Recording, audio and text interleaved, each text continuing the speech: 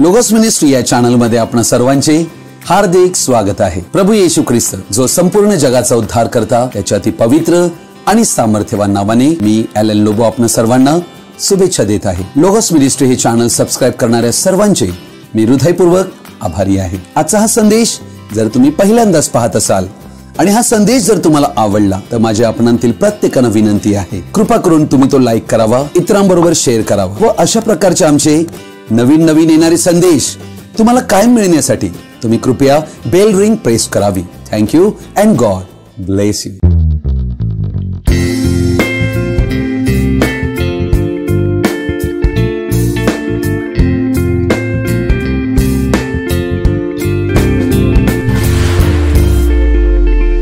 आज आम्ही एका महत्त्वाच्या विषयाकडे आमचं लक्ष लावणार आहोत आणि त्या विषयाकडे आपण सर्वांचे लक्ष मी वेधू इच्छित आहे। क्रूसावरील दोन चोर। प्रभू येशू ख्रिस्त जो संपूर्ण जगाचा उद्धार करता, काल्वरी नावाच्या ठिकाणी जेव्हा त्याला वधस्तंभावर खिळण्यात आले होते त्यावेळेला येशूच्या उजव्या आणि डाव्या बाजूला दोन चोर लुटारू हे देखील त्यांच्या अपराधामुळे खिळण्यात आले होते आणि येशूला त्यांच्यामध्ये खिळण्यात आले होते। वास्तविक येशू निरअपराधी होता, कारण त्याने कोणताही गुन्हा किंवा पाप केले नव्हते। प्रभू येशू ख्रिस्ताच्या बाजूला असणारे हे दोन चोर हाच आज आमच्या अभ्यासाचा विषय आहे। ते आपल्या जीवनाच्या शेवटच्या तासात आले होते आणि अशा वेळेला काय घटना घडली त्या सर्वांकडे आपणा सर्वांचे लक्ष मी वेधू इच्छित आहे। म्हणून आपणा सर्वांना माझी विनंती आहे की आजचा हा संदेश आपण सर्वजणांनी आवर्जून शेवटपर्यंत पाहावा। God bless you. लूका वर्तमान याचा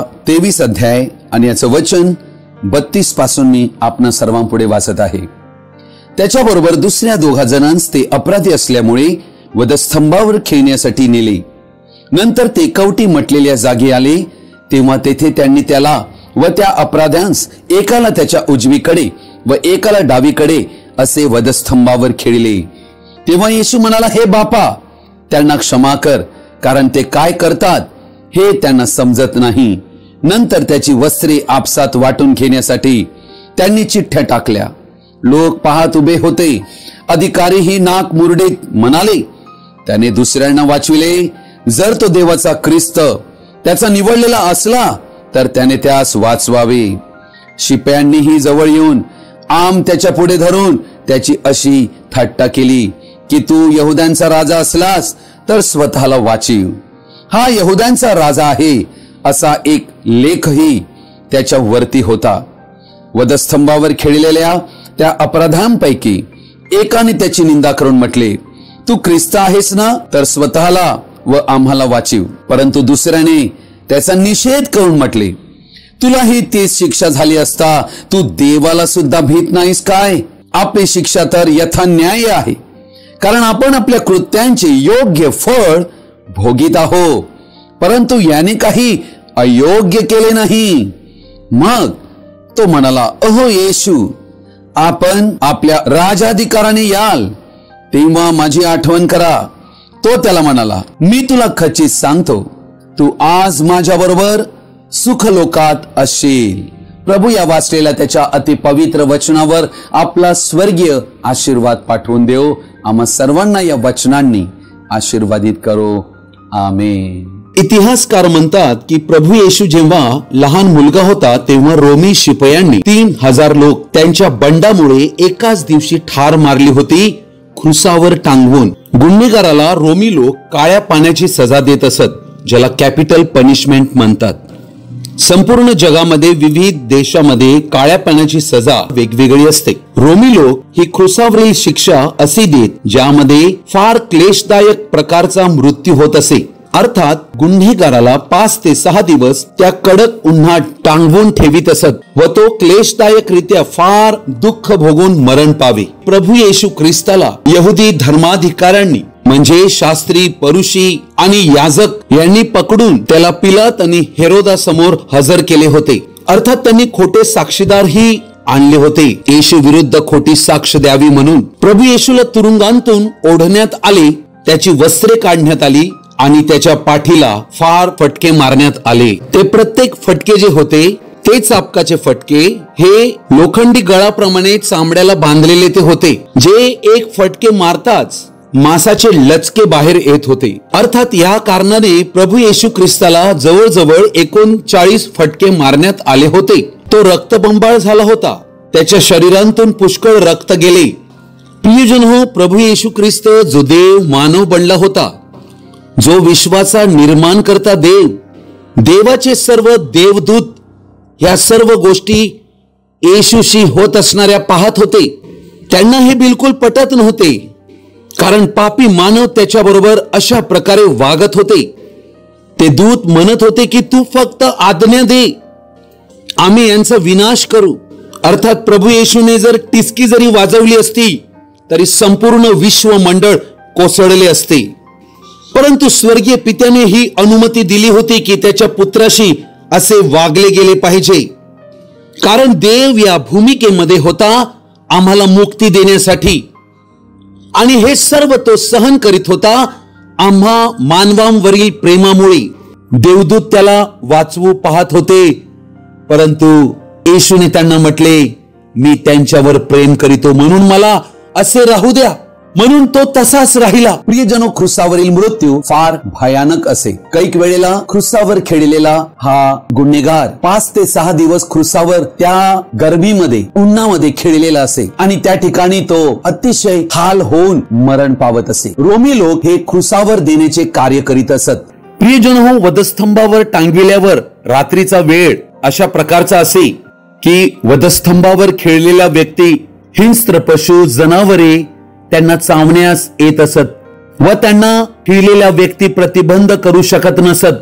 त्यांच्या मांसाचे लचके तोडून खाण्यास कोल्हे, लांडगे त्या ठिकाणी येत. प्रियजन हो, प्रभू येशूची थट्टा, चेष्टा करण्यात आलेली आहे. त्याच्या डोक्यावर लांब काट्यांचा मुकुट घालण्यात आलेला आहे आणि त्यांतून रक्त वाहत आहे. त्याची दाढी ओढली, तोंडावर थुंकलेले आहे. त्याचा संपूर्ण चेहरा बदलला होता. येशूचा हा चेहरा असेल असे कोणी ओळखू शकत नव्हते.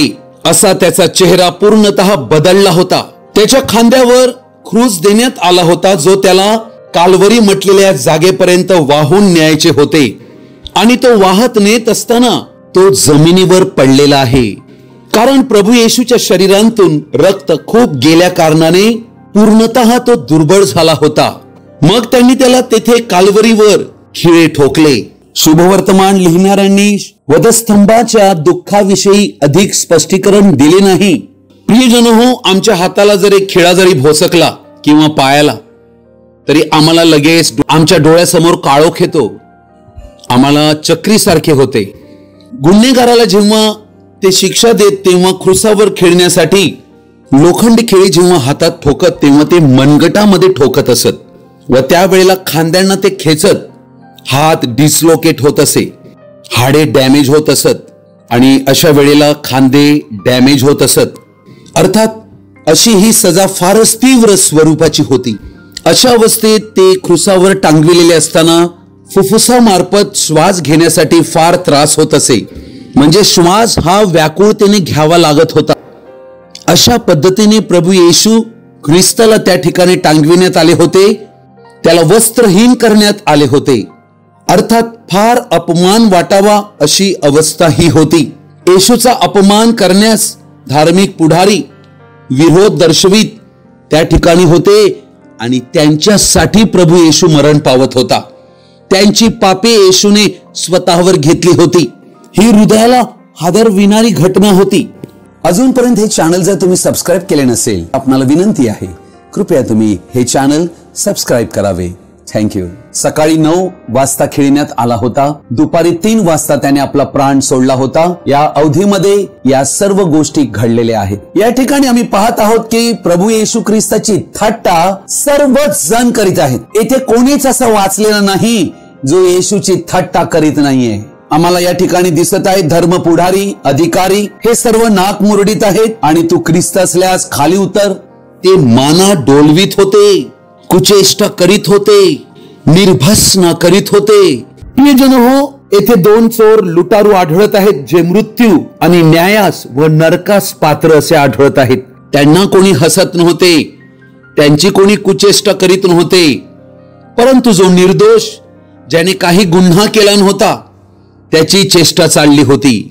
आणि वधस्तंभावरचे 2 लुटारू देखील हे पाहून त्यांना देखील चेव चढलेला आहे आणि ते देखील येशूची थट्टा करीत आहेत. वचन आम्हाला या ठिकाणी म्हणत आहे की त्या दोन्ही चोरांनी येशूची निंदा केलेली आहे. मत्तेकृत शुभवर्तमान 27 अध्यायातल्या 44 वचनाप्रमाणे आणि मार्क शुभवर्तमान 15 अध्यायातल्या 32 वचनाप्रमाणे हे दोन्हीही चोर सुरुवातीला प्रभू येशूची थट्टा करीत होते, पण आता त्याच्या जीवनाचा शेवटचा तास बाकी आहे आणि अशा या वेळेत ते दोघेही आपल्या नियतीला पोहोचणार होते, अर्थात डेस्टिनी, जी त्यांची अंतिम डेस्टिनी आहे, शेवटची नियती आहे. आता त्यांच्या जीवनात ही शेवटची संधी आहे. प्रियजन हो, एक जण नाश पावतो आणि एक जण त्याच्या आत्म्याचा उद्धार होतो. प्रभू येशूचा चाललेला अपमान आणि सर्व लोक करीत असणारी टिंगल टवाळी, निर्भत्सना, या सर्वांना प्रभू येशूने प्रतिक्रिया काय दिली? लूक 23 अध्याय 34 वचन. तेव्हा येशू म्हणाला, हे बापा, त्यांना क्षमा कर, कारण ते काय करतात हे त्यांना समजत नाही. अर्थात येथे एकही असा व्यक्ती नाही जो येशूची कुचेष्टा करीत नव्हता, परंतु येथे एक अद्भुत घटना घडलेली आहे. कुचेष्टा करणारा हा उजवीकडचा जो चोर होता, त्याने सर्व गोष्ट पाहिली आणि त्याला हे कळू लागले की आम्ही जसे गुन्हेगार आहोत तसे आम्हा दोघांच्या मध्ये खेळलेला येशू हा गुन्हेगार नाही आहे, त्याचा काहीच अपराध नाही आहे. ही गोष्ट त्याला कळलेली आहे. तो थांबलेला आहे, त्याने येशूची प्रतिक्रिया पाहिलेली आहे आणि तो विचारात पडलेला आहे. त्याचा चेहरा बदललेला आहे आणि तो प्रभू येशूकडे एका वेगळ्या दृष्टिकोनातून पाहू लागला. त्याने येशूमध्ये 2 गोष्टी पाहिल्या की प्रभू येशू ख्रिस्त कोणालाच प्रत्युत्तर देत नव्हता, तो शांतपणे सर्व काही सहन करीत होता. व दुसरी गोष्ट, प्रभू येशूने क्रुसावरून स्वर्गीय पित्याकडे प्रार्थना केलेली आहे व ही प्रार्थना फार प्रभावशाली होती, कारण या प्रार्थनेमध्ये जे निर्भत्सना करणारे, नाक मुरडणारे, थट्टा करणारे, कुचेष्टा करणारे, या सर्वांना देवाने माफी करावी ही प्रार्थना, क्षमेची जी विनंती केली ती एवढी प्रभावशाली होती की उजवीकडच्या या चोराच्या हृदयाला स्पर्श झालेला आहे आणि त्याचे परिवर्तन झालेले आहे. अशी प्रार्थना त्याने आपल्या जीवनात कधी ऐकली नव्हती. प्रभू येशूचे हे शब्द या उजव्या हाताकडील चोराच्या जीवनामध्ये स्पर्शनीय ठरलेले आहेत. प्रियजनो, येशूचा एकही शब्द व्यर्थ गेलेला नाही. या चोराच्या हृदयामध्ये या शब्दाद्वारे प्रकाश पडलेला आहे आणि त्याला पश्चाताप आलेला आहे. आजपर्यंत त्याने आयुष्यात कधी पश्चाताप केला नाही. त्याला त्याच्या मागील जीवनाविषयी सर्व त्या क्रुसावर आठवायला लागलेले आहे. तो भानावर आलेला आहे, शुद्धीवर आलेला आहे. डावीकडचा जो चोर होता त्याने पाहिले की सर्वजण याची कुचेष्टा करीत आहेत, तेव्हा त्यालाही वाटले की मी देखील याची चेष्टा करीन. वचन 39 म्हणते, वधस्तंभावर खेळलेल्या त्या अपराधांपैकी एकाने त्याची निंदा करून म्हटले, तू ख्रिस्त आहेस ना, तर स्वतःला आम्हाला वाचव. दुसरा व्यक्ती जो त्याचा साथीदार होता, जो उजवीकडे होता, त्याने काय म्हटले? त्याने त्याचा निषेध करून म्हटले, तुलाही ती शिक्षा झाली असता, तू देवाला सुद्धा भीत नाहीस काय? आपली शिक्षा तर यथा न्याय आहे, कारण आपण आपल्या कृत्यांचे योग्य फळ भोगीत आहोत, परंतु याने काही अयोग्य केले नाही. येथे महत्वाची गोष्ट या चोराद्वारे बोलली जात आहे. त्याने ही गोष्ट थोड्याच क्षणामध्ये त्याने आपल्या नजरेने अनुभवली. प्रियजन हो, या व्यक्तीला आता देवाची आठवण झालेली आहे, देवाचे भय याच्यात निर्माण झालेले आहे. त्याने देवाचा आदर केलेला आहे व 41 वचनात तो म्हणतो, आपली शिक्षा तर यथा न्याय आहे. अर्थात त्याने आपली पापे पदरी घेतलेली आम्हाला दिसत आहेत, म्हणून तो म्हणतो आपण आपल्या कृत्यांचे योग्य फळ भोगीत आहोत, परंतु याने काही अयोग्य केले नाही. अर्थात प्रभू येशूने काहीच वाईट केलेले नाही, अर्थात तो मरणास पात्र नाही, तो निर्दोष आहे. ही येशू विषयी अद्भुत साक्ष तो देत आहे. परंतु आपण मरणदंडास पात्र आहोत आपल्या गुन्ह्यामुळे. अर्थात तो पापी आहे व त्याला आपल्या पापांची व त्याने या वधस्तंभावर आपल्या पापांची कबुली दिली. त्याला पश्चाताप झाला. पश्चातापाशिवाय प्रियजन हो, देव कोणत्याही व्यक्तीबरोबर कधीही व्यवहार करीत नाही. कारण देवाच्या पवित्र आत्म्याने त्याला खात्री पटविली त्याच्या पापांबद्दल. त्याने आपली पापे पदरी घेतली, त्याने आपली पापे लपविली नाहीत. इथे आम्ही पाहत आहोत आतापर्यंत तो आपल्या भागीदाराबरोबर बोलत होता जो दुसऱ्या बाजूला टांगलेला होता. या चोरानेही येशू ख्रिस्ताला निर्दोष ठरविले.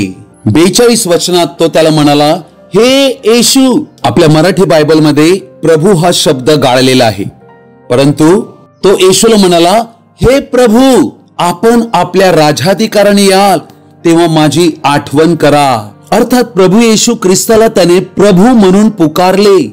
अर्थात त्याने प्रभू येशू मध्ये एक अद्भुत गोष्ट पाहिली. जरी तो या क्रूसावर त्याला कोणतीच आशा नाही, परंतु एक दैवी कृपा आहे व जी प्रभू येशूच्या सामर्थ्यात आहे. अर्थात त्याने आपला एक खरा विश्वास प्रगट केला. त्याने एक अद्भुत शब्द वापरला आणि तो म्हणजे राजाधिकाराने आपण याल. अर्थात त्याला या ठिकाणी एक अद्भुत साक्षात्कार दिसलेला आहे. या दोन्ही चोरांना जेव्हा पिलाताकडून शिक्षा ठोठाविण्यात आली त्यावेळेला प्रभू येशू ख्रिस्ताला त्यांनी प्रथम पाहिले होते. ह्या व्यक्तीला आठवलेलं आहे की पिलाताकडे प्रभू येशूला 2 वेळा आणले होते आणि जेव्हा दुसऱ्यांदा पिलाताकडे प्रभू येशूला आणले तेव्हा या उजवीकडच्या चोराने येशूला हे बोलताना ऐकले होते की माझे राज्य या जगाचे नाही, माझे राज्य या जगाचे असते तर मी यहुद्यांच्या स्वाधीन केला जाऊ नये म्हणून माझ्या सेवकांनी लढाई केली असती, परंतु माझे राज्य येथले नाही. यावरून पिलात त्यास म्हणाला, तर तू राजा आहेस काय? येशूने उत्तर दिले, मी राजा आहे असे आपण म्हणता. मी यासाठी जन्मलो आहे व यासाठी जगात आलो आहे की मी सत्याविषयी साक्ष द्यावी. जो कोणी सत्याचा आहे तो माझी वाणी ऐकतो. त्याला प्रभू येशू मरत असताना प्रभूंचा प्रभू, राजांचा राजा तो दिसला. अर्थात येशूच्या चेहऱ्यावर, केसांवर रक्त वाहत होते. तो रक्तबंबाळ होता. तो फार जखमी अवस्थेत होता व येशूला तो हे शब्द बोलत होता. त्याच्यात विश्वास निर्माण झाला होता की प्रभू येशू आपल्या राज्यासह येणार आहे. त्याची एका वाक्याची ही प्रार्थना फार प्रभावशाली ठरली, कारण तो नम्र झाला. देव माणसाचं हृदय पाहतो. मग त्याने असे नाही म्हटले की मला तुझ्या राज्यात कोणते मोठे स्थान दे, तर तो म्हणाला, माझी आठवण कर, म्हणजे मला माफ कर, कारण मी तुझ्यावर विश्वास करीतो. मी एक पापी आहे आणि मला तुझी गरज आहे. अर्थात या व्यक्तीने येशूला ओळखले. आज प्रश्न आहे, आज कितीतरी लोक बायबल वाचत आहेत, चर्चला जात आहेत आणि यामध्ये त्यांचे आयुष्य गेलेले आहे. तर प्रश्न हा आहे, काय तुम्ही प्रभू येशूला व्यक्तिशः ओळखले आहे काय? तो तुमच्यासाठी कोण आहे? तेव्हा प्रभू येशूने त्या चोराला उत्तर दिले, तू आज खचित माझ्या बरोबर. प्रभू येशू त्याला हे सांगत आहे, आज तू. अर्थात आज म्हणजे एका दिवसाविषयी तो सांगत आहे. आणि ही गोष्ट किती अद्भुत होती. हा लुटारू चोर सकाळी 9 वाजता खून आणि दरोड्यामुळे त्याला सजा सुनविली गेली. तेव्हा त्याला दिसले की सर्व काही संपलेले आहे. परंतु 12 वाजता तो देवाचा पुत्र ठरला व 6 वाजेपर्यंत तो सुख लोकात पोहोचलेला होता. कारण येशूने त्याला म्हटले, आज तू माझ्या बरोबर. अर्थात आज हा शब्द बायबलमध्ये देवाचा आहे व उद्या हा शब्द सैतानाचा आहे. आज जर तुम्ही त्याची वाणी ऐकाल. करंथीकरास दुसरे पत्र 6 अध्याय 2 वचन म्हणते, कारण तो म्हणतो, अनुकूल समय मी तुझे ऐकले व तारणाच्या दिवशी मी तुला सहाय्य केले. पहा, आताच म्हणजे आज समय अनुकूल आहे. पहा, आताच तारणाचा दिवस आहे. प्रियजन हो, निर्णय आमचा आहे. जर त्या व्यक्तीला त्या क्षणाला पापांची क्षमा मिळू शकते तर आजही आम्हाला पापांची क्षमा मिळू शकते. एक महत्वाची गोष्ट त्या क्षणाला त्या दिवशी घडली होती मानवी इतिहासात की ख्रिस्त येशू हा पाप्यांबरोबर ओळखण्यात आला. तो अपराधांमध्ये गणला गेला कारण तो पाप बनला. कारण त्याने अखिल मानव जातीचे भूतकाळांतील, वर्तमान काळांतील आणि भविष्य काळांतील पापे स्वतःवर घेतली. पाप फक्त त्याच्यावर लादले गेले असे नाही, तर तो पाप बनला. येशू ख्रिस्ताचा दुःख भोग केवळ शारीरिक नव्हता, अर्थात शरीराने त्याने भयंकर मृत्यूची चव घेतली व तो मेला. परंतु प्रभू येशूचा दुःख भोग दुसऱ्या बाजूला आध्यात्मिक होता. अर्थात काय आम्ही विचार करू शकतो की पवित्र नीतिमत्वाने युक्त असा तो पाप रहित देवाचा पुत्र, ज्याच्या मनात एकही वाईट विचार कधी आला नाही, ज्याने कधीही एक पापही केले नाही, तो अचानकपणे स्वतः पाप बनावा, तो अपराधांमध्ये गणण्यात यावा. आमच्या सर्व पापामुळे तो अपराधी ठरला गेला. हे तुमचे आणि माझे पाप होते. तो पाप बनला होता. इब्री लोकासपत्र 12वा अध्याय आणि 2 वचन म्हणते, आपण आपल्या विश्वासाचा उत्पादक व पूर्ण करणारा येशू याच्याकडे पाहत असावे, जो आनंद त्याच्या पुढे होता त्याकरिता त्याने लज्जा तुच्छ मानून वधस्तंभ सहन केला आणि तो देवाच्या राजासनाच्या उजवीकडे बसला आहे. प्रियजन हो, येथे आपण सर्वांचं लक्ष मी वेधू इच्छितो. जो आनंद त्याच्या पुढे होता त्याकरिता त्याने लज्जा तुच्छ मानून वधस्तंभ सहन केला. अर्थात कसला आनंद? आम्ही त्याच्या पुढे दिसत होतो. प्रत्येक ख्रिस्ताच्या शरीराचा सदस्य जो 7 मंडळी युगांतील आहे, त्याला तो दिसत होता त्याच्या मृत्यूस, कारण त्याच्या मृत्यूत आम्हासाठी अनंत जीवन होते. तोच येशू जीवन बदलतो, पापांची क्षमा देतो. हा आनंद प्रभू समोर होता की हे सर्व मुक्त केले जातील व अनंत मुक्ती त्यांना दिली जाईल व ते त्याच्याबरोबर जेथे तो आहे तेथे त्याच्याबरोबर कायम राहतील. हा येशू समोर आनंद होता. प्रियजन हो, येशूने त्या चोराला म्हटले, तू आज खचित माझ्याबरोबर सुख लोकात असशील. सुखलोक म्हणजे पॅराडाईज, म्हणजे मृत्यूनंतर. उत्पत्तीमध्ये आदम आणि हव्वा त्या पॅराडाईस मध्ये होते. आम्ही त्याविषयी बायबलच्या पहिल्या पुस्तकात पाहतो. प्रकटीकरण जे बायबलचे शेवटचे पुस्तक त्यातील 22 अध्यायामध्येही आम्हाला पॅराडाईस आढळते. व आता प्रभू येशू ख्रिस्त त्याला पॅराडाईस बद्दल बोलत आहे. सुखलोकात कोणीही मानव गेला नव्हता आणि जे करूब उत्पत्ती 3 अध्यायामध्ये आम्हाला आढळतात, जे त्या पॅराडाईसचे रक्षण करण्यासाठी गरगर अग्निरूप फिरणारी तरवार याद्वारे तेथे रक्षण करीत होते. ते करूब ही विचार करीत होते, कोण व्यक्ती पहिला असेल जो सुख लोकात पहिला प्रवेश करील.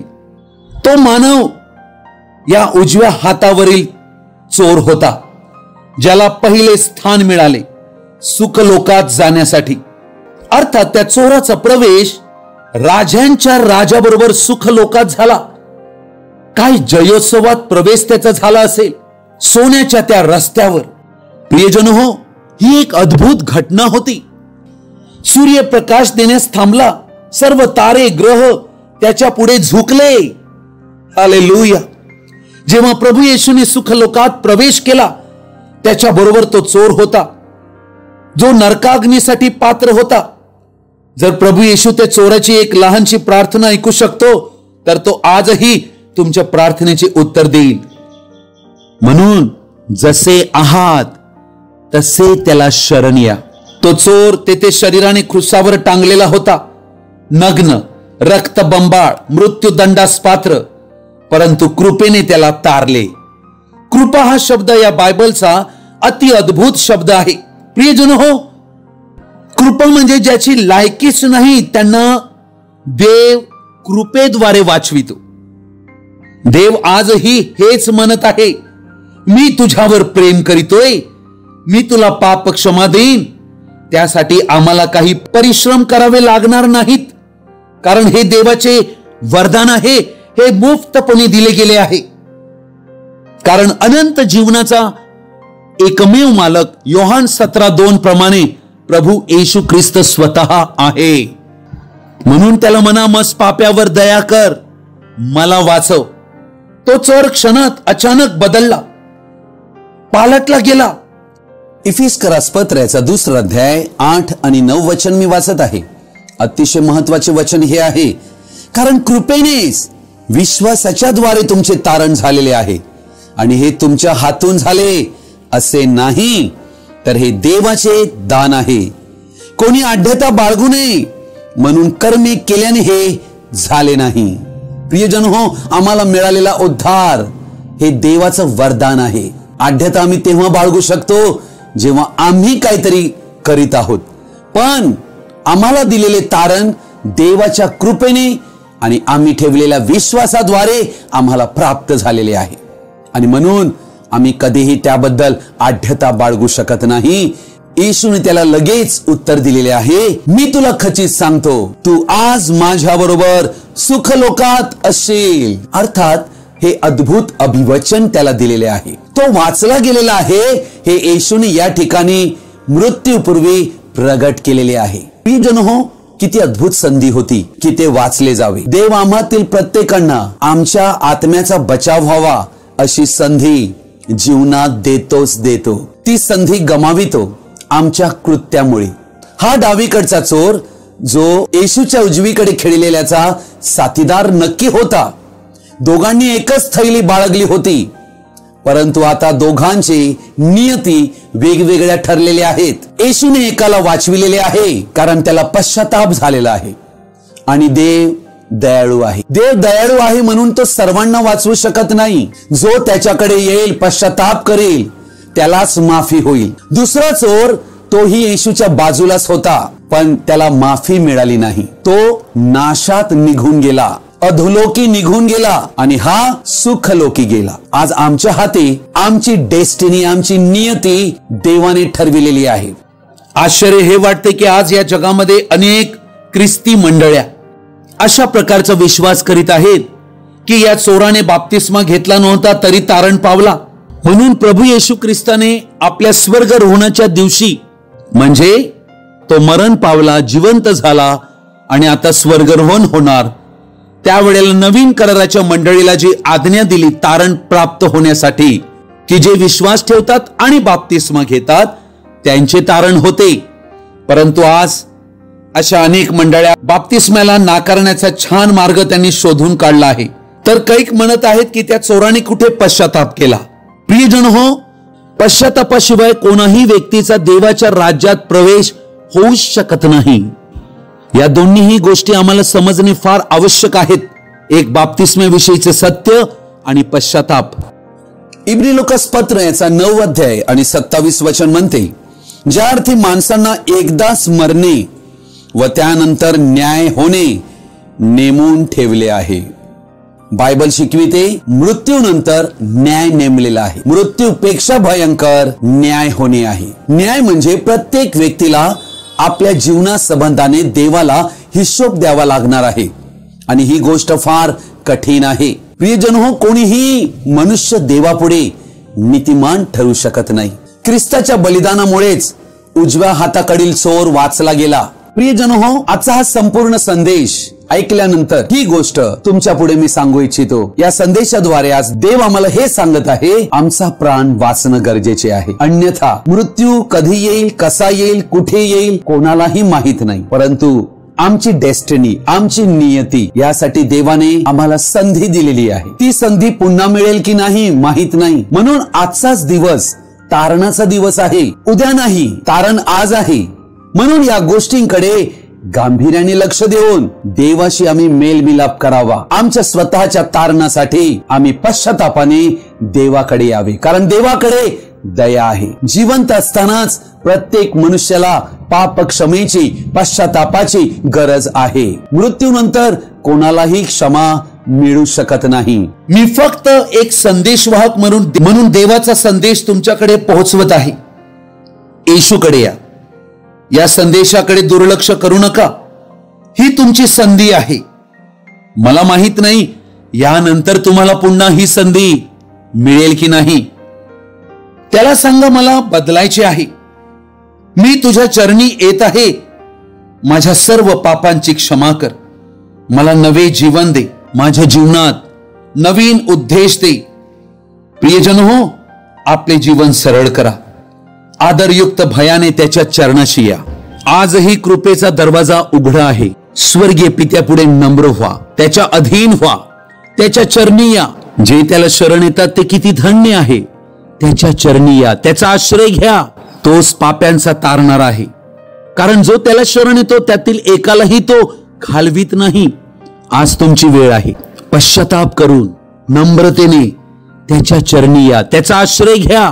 तोच पाप्यांचा तारणार आहे, तुम्हाला दंडमुक्त करू शकतो. प्रियजन हो, दयेचे कृपेचे द्वार आजही खुले आहे. ते बंद होण्याच्या वेळेवर आम्ही पोहोचलेलो आहोत.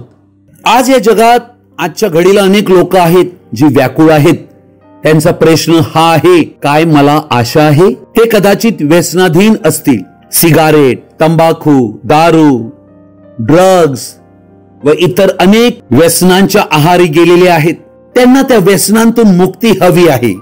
अशा प्रकारे पापाच्या गुलामीत जीवन जगत आहेत. लैंगिक पापाच्या बंधनात, व्यभिचार, जारकर्म यात फसलेले आहेत.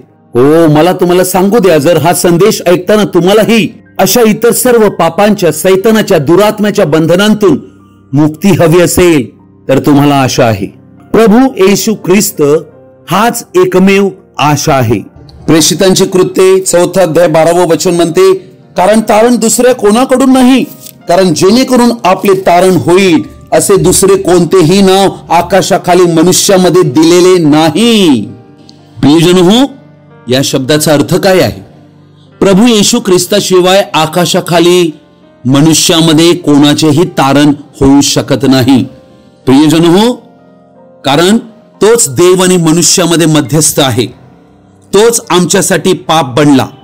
येशू ख्रिस्ताशिवाय आमच्यासाठी दुसरा कोणीही पाप बनला नाही. प्रभू येशू ख्रिस्त हाच एकमेव कुमारीपासून जन्मलेला पापरहित, ज्यामध्ये फक्त देवाचे रक्त वास करते असा तो व्यक्ती होता.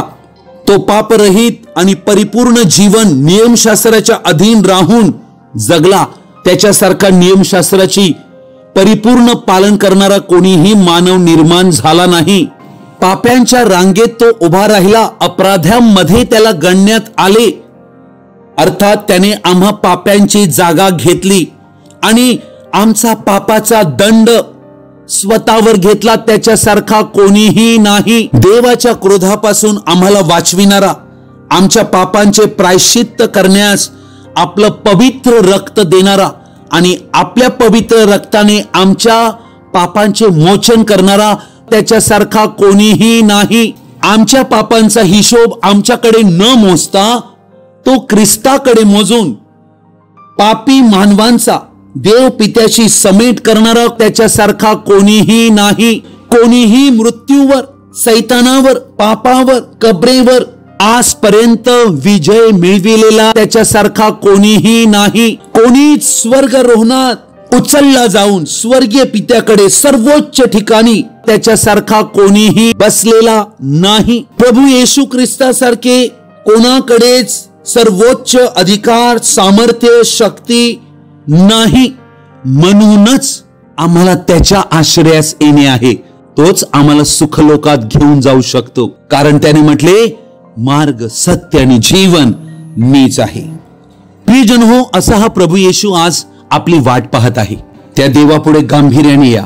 प्रियजनो, कितीतरी लोक आज नाश पावत आहेत पश्चातापाविना. मृत्यू झाल्यानंतर कोणाही व्यक्तीला पश्चातापाची संधी नाही. आम्ही पापात जन्मलो ही आमची चूक नाही, परंतु आम्ही पापातच जर मरण पावलो तर त्याला जबाबदार आम्ही आहोत. कारण आमच्यासाठी देव मानव बनला, आमची पापे त्याने वाहिली आणि त्याने आमच्यासाठी पापाची किंमत स्वरक्ताची दिली. जिवंत देवापुढे आम्ही न्यायी ठरलो पाहिजे आणि जिवंत देवापुढे न्यायी ठरण्याचा एकच मार्ग, ख्रिस्ताने माझी पापे, माझे अपराध, माझ्या व्याधी, माझे क्लेश, माझे शाप स्वतःवर घेतले आणि ते वाहून नेले. ज्यांचे वाहून नेले तो न्यायात येणार नाही, तर मरणांतून जीवनात पार जाईल. जर या गोष्टीवर आम्ही विश्वास करून त्याचा स्वीकार करू, आमचं जीवन देवाला समर्पित करू, तर देव आमचा उद्धार केल्याशिवाय राहणार नाही. प्रियजन हो, या संदेशाद्वारे मला नक्कीच आशा आहे की देव तुमच्या हृदयाशी बोललेला आहे. आजचा हा संदेश आपण सर्वजणांनी ध्यानपूर्वक आणि शेवटपर्यंत पाहिल्याबद्दल आपणा सर्वांचा मी हृदयपूर्वक